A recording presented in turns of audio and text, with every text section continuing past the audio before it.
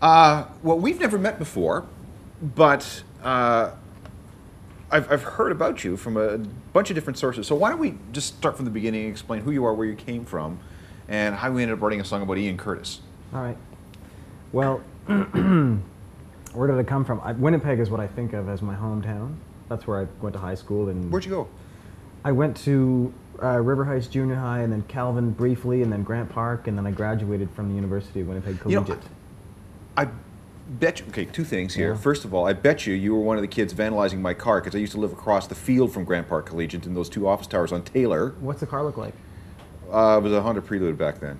Yeah, I don't know. I bet you it was one of you kids because you were always messing with my car from across the street. And secondly, I went to the University of Winnipeg University, not Okay. the.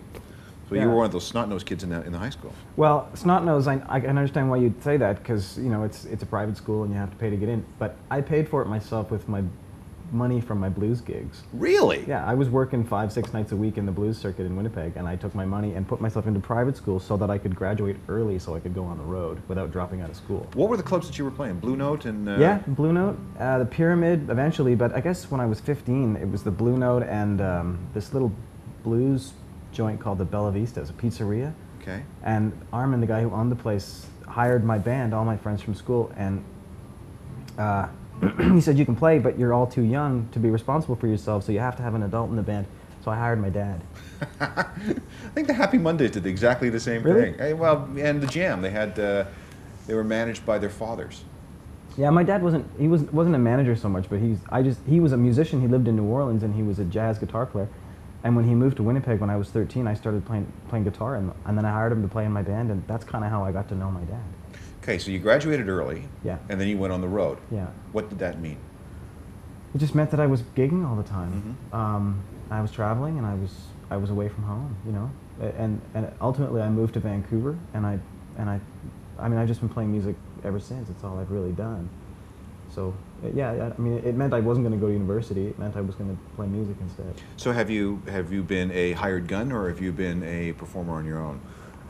You know, I've always been both. I've always been both. I play guitar with Sarah McLachlan.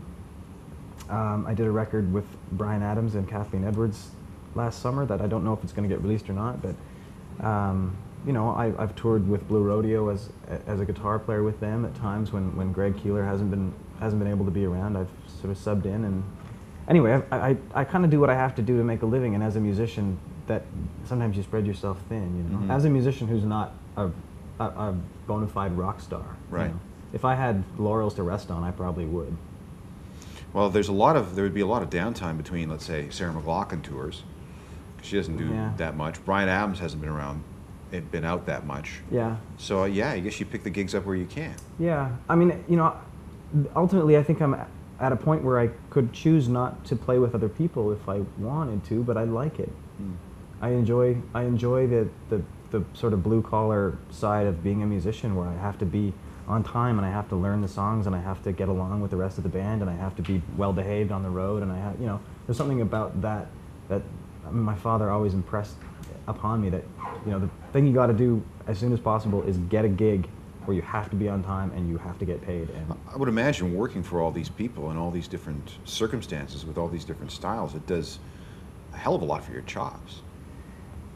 yeah, well, it forces you to. I mean, sometimes it's just the company that you keep. You know, when I was working with Brian, you know, he's got Keith Scott in his band, who has been in his band for 30 years, and he's a great guitar player. So for me to be sitting there in the studio with headphones on and having Brian pointing at me to play a solo, you got to bring your A game, because, you know, it's time.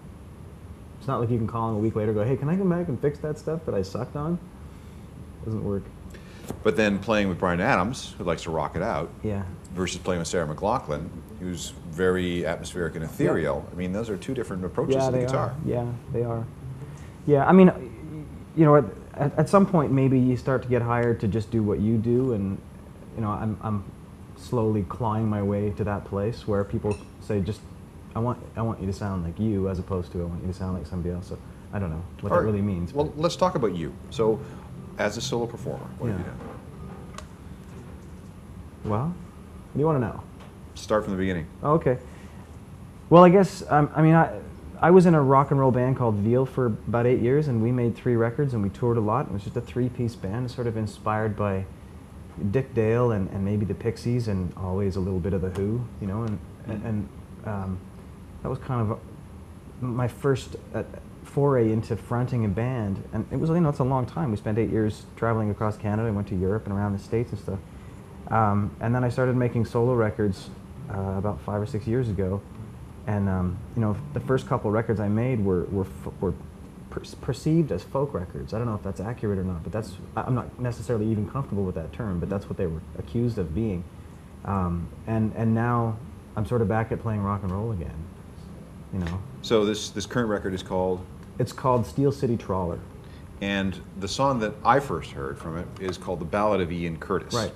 Okay, now I'll do the background.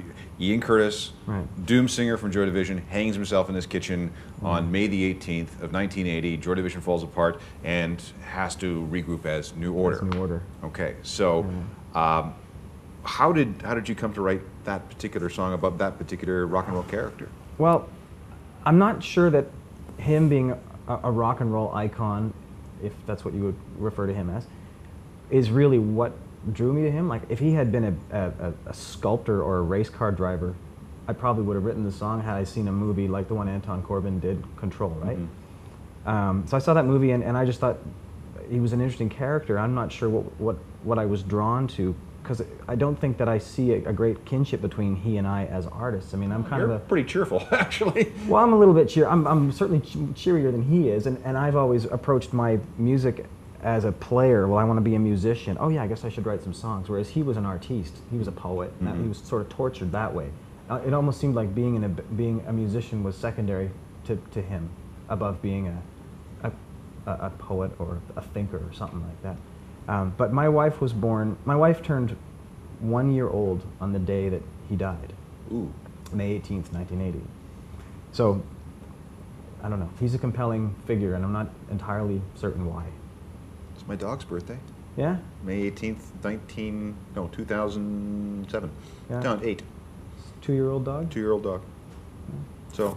Terrible twos. Tell me about it. You should see my rug after she got into the garden last night. Oh, please. Yeah. I can still hear my wife screaming at me. So now you're moving along with the solo records, and yeah. What are your plans? I mean, you could always fall back on being a hired studio guy. Yeah. Yeah, no. My plans are to make records and tour. Much the same as I've always done. I just want to play the music that I want to play, and I want to do that as much as I can. It's interesting because things change. You know, the profile changes. Now there's a new record, and so there's a media blitz, or there's no record for a couple of years. So I go out and I work with somebody else, with Sarah or with whomever. My life doesn't change all that much when those situations change. I still get up and I get my gear together and I go on the road and I play a show. It's nice when I sing my own songs. Right.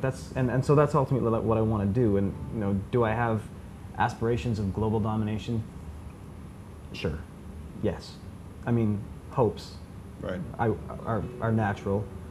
Expectations are time-consuming, so I tend to avoid those. But I do have hopes. Yeah. It's cool that you've managed in Canada to carve out a very good living as a professional musician. Yeah. Somebody who can do just about anything, depending on the circumstances, right, and who also has the freedom to do their own thing when the opportunity presents. Yeah. The longer I manage to juggle these things, the more grateful I am, because it's usually, at some point, you usually come up against the reality that you have to make some choices. And those are tough, and there's usually a concession involved. But partly through the help that I get from Six Shooter Records, and they're really supportive as managers and as a record label. They enable me to do all these different things I want to do. The only part of the bargain that I have to keep up, other than trying to produce work that they or I deem quality, is I work really hard. Like, I work a lot. I go, and I'm pretty happy with that. Like, I don't. I'm not looking for opportunities to relax. They happen upon us, So every once in a while, I feel a hand on the back of my neck. It sits me down at a bar stool and hands me a beer, and I'll drink it. But I work a lot. Well, I guess you'll be working quite a bit as this album matures Yeah. and gets out there. Yeah. And you'll have an opportunity to sing your own songs for a change. Yeah. Yeah. That's cool. Well, good luck with the record. Thanks. I hope it does well. I know Thank that you're you. going to do some stuff here for us. So, Yeah, I'll play the Ballad of Ian Curtis if you want. all right, that'd be cool.